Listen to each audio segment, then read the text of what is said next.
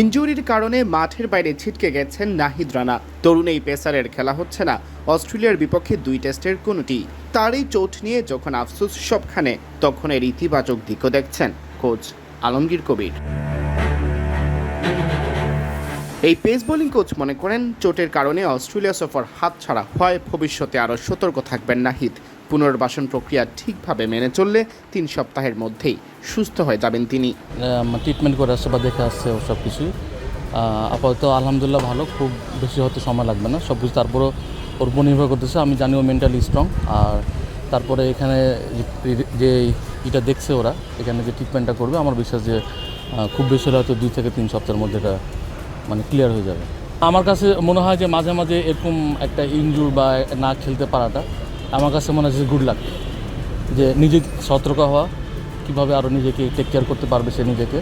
যে ইনজুরটা হয়েছে, ইনজুর থেকে আর কখনো যেন না হয়, বা বিভিন্ন ইনজুর যে হয়ে আমরা পেস বলাররা হয়, সেখান থেকে নিজেকে কীভাবে টেক কেয়ার করবে সে নিজে থেকে এখন ওটা আরও চেষ্টা করবে যে বেশি বেশি ম্যাচ খেললেও সে যেন ফিট থাকে।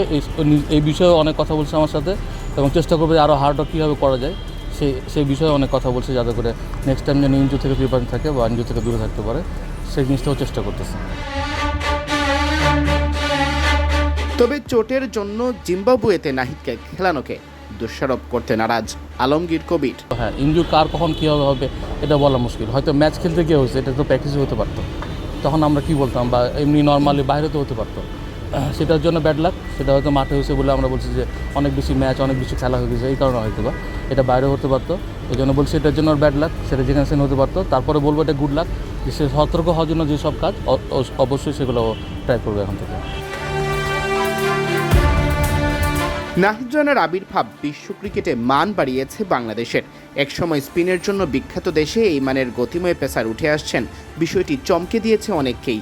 তবে এমন পেসার সামনে আরও আসবে জানালেন স্বয়ং পাইপলাইনের বোলারদের নিয়ে কাজ করা এই কোচ। পেস বিপ্লবের অংশ হিসেবে বয়সভিত্তিক দলে এখন গতিময় পেসার আছেন অনেকেই। কেউ কেউ জাতীয় পর্যায়ে উকি দিচ্ছেন।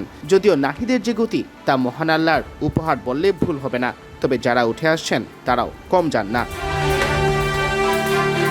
নাহিদের মতো পেসার পাইপলাইনে আছে কিনা জানতে চাইলে কবির বলেন, না আসছে। আমি 17-ও দেখছি, 19-ও দেখছি, এখন তো আন্ডার 23-তে আমি দেখলাম এখানে বেশ কিছু ভালো বোলারও আছে, তারা উঠে আসছে আমরা থেকে। হয়তো বা নাহিদ রানা এক্সেপশনাল বোলার, এখানে আমরা সবাই জানেন পেসটা কিন্তু একদম গড গিফটেড, হয়তো এরকম পেস এখনও পাই নাই, কিন্তু তারপরেও যারা আছে যথেষ্ট ভালো পেস বোলার আছে পাইপলাইনে। নাহিদ অস্ট্রেলিয়া সফর থেকে চোটের কারণে ছিটকে পড়ায় দেশের ক্রিকেটের উন্মাদনা অনেকটাই থমকে গেছে জানিয়ে তিনি আরও বলেন, না এটা স্বাভাবিক, যখন আমরা প্রতিটা দেশেই কোনো বেস্ট জন প্লেয়ার থাকে তারপর নির্ভরশীল করে কিন্তু সবাই কিন্তু চেষ্টা করে যে ও আসে আমাদের একটা কিছু করে দিবে। তো এরকম যদি হয় যে আমরা এই মুহূর্তে রানার উপরে আমরা নির্ভরশীল ছিলাম, নির্ভরশীল ঠিক এরকম না, যার দিকে তাকিয়েছিলাম ও একটা ভালো কিছু করবে, তাহলে বাংলাদেশ ভালো কিছু করবে। তো এরকম যদি এরকম বেস্ট প্লেয়ারটা একটা ইনজুর কিছু হয়, তখন দেশটা কিন্তু থমকে দাঁড়ায়। সিয়াম চৌধুরী, বিডি ক্রিক টাইম।